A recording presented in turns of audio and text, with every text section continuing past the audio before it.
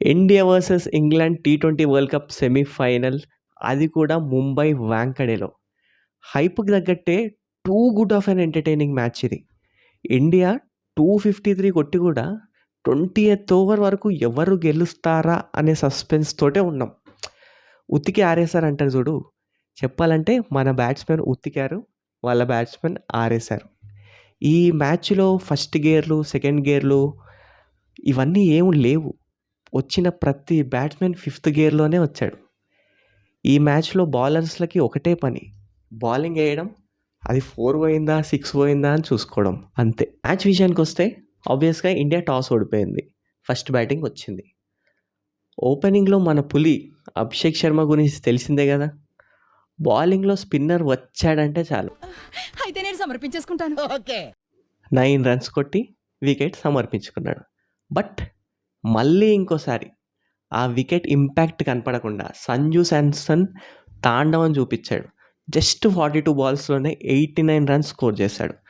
Power ప్లేలో Ishan Kishan, middle ఆర్డర్‌లో శివం Dubey and final ఓవర్స్‌లో Hardik Pandya ఇంకా తిలక్ వర్మ వచ్చిన వాళ్ళు వచ్చినట్టు కొట్టుకుంటూ వెళ్ళిపోయి 253 దగ్గర మన స్కోర్ ఎండ్ చేశారు. మరి 253 అంటే మామూలు స్కోర్ కాదు కదా! ఎంత పెద్ద బ్యాట్స్‌మెన్ ఉన్నా సరే సెమీఫైనల్స్, అందులోనూ చేజింగ్ ప్రెషర్. కానీ లాస్ట్ వరకు మనం ఓడిపోతామేమో అనే భయం వచ్చింది. ఆ భయం పుట్టించింది ఎవరు? Jacob Bethell. గ్రౌండ్‌లోకి ఎంటర్ అయినప్పటి నుంచి వచ్చిన బాల్‌ని వచ్చినట్టు 4లు, 6లు కొడుతూనే ఉన్నాడు. ఇంగ్లాండ్ బ్యాట్స్‌మెన్ కూడా ర్యాంప్ ఆడిచ్చారు. కంటిన్యూయస్‌గా వికెట్స్ పడుతున్నా సరే ఎవ్రీ ఓవర్‌లో 6లు, 4లు కొడుతూ ఆ స్కోర్ బోర్డ్‌ని మెయింటైన్ చేస్తూనే ఉన్నారు. 15 ఓవర్స్ అయ్యేసరికి 253 కొట్టి కూడా ఎక్కడ ఓడిపోదాం అనే భయం ఉంది మనకి. పిచ్ చూస్తేనేమో ప్యూర్ బ్యాటింగ్‌కి అనుకూలంగా ఉంది. వాళ్ళేమో పిచ్చ కొట్టుడు కొడుతున్నారు. ఒకవైపు చిన్నగా ఓడిపోతామేమో అనే భయం స్టార్ట్ అయింది. బట్ వీటన్నిటికి అగెయిన్స్ట్‌గా నిల్చుంది ఎవరు?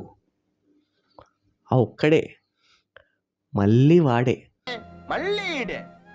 క్లచ్ మూమెంట్స్‌లో, డెత్ ఓవర్స్‌లో టార్గెట్ డిఫెండ్ చెయ్యాలి అనుకున్నప్పుడు వరల్డ్ మొత్తానికి గుర్తొచ్చే ఒకే ఒక్క పేరు జస్ప్రీత్ బుమ్రా.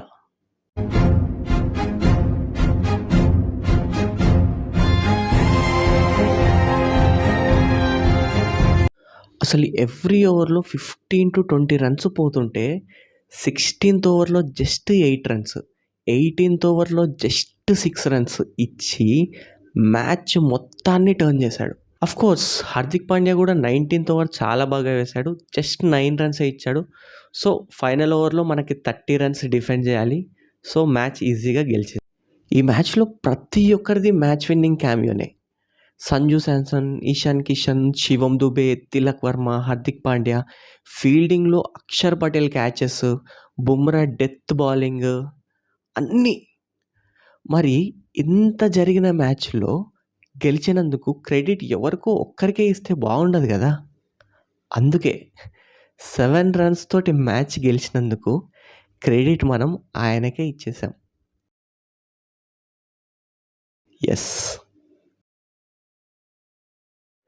ఎగ్జాక్ట్‌గా 7 రన్స్ తోటి గెలిచాం. ధోని కూడా స్టేడియంలోనే ఉన్నాడు. సో క్రెడిట్ ఇవ్వక తప్పలేదు. తలా ఫర్ ఎ రీజన్. ఇదే ఎక్సైట్‌మెంట్‌తో ఫైనల్ మ్యాచ్ తర్వాత కలుద్దాం. Don't forget to like and subscribe. Keep smiling.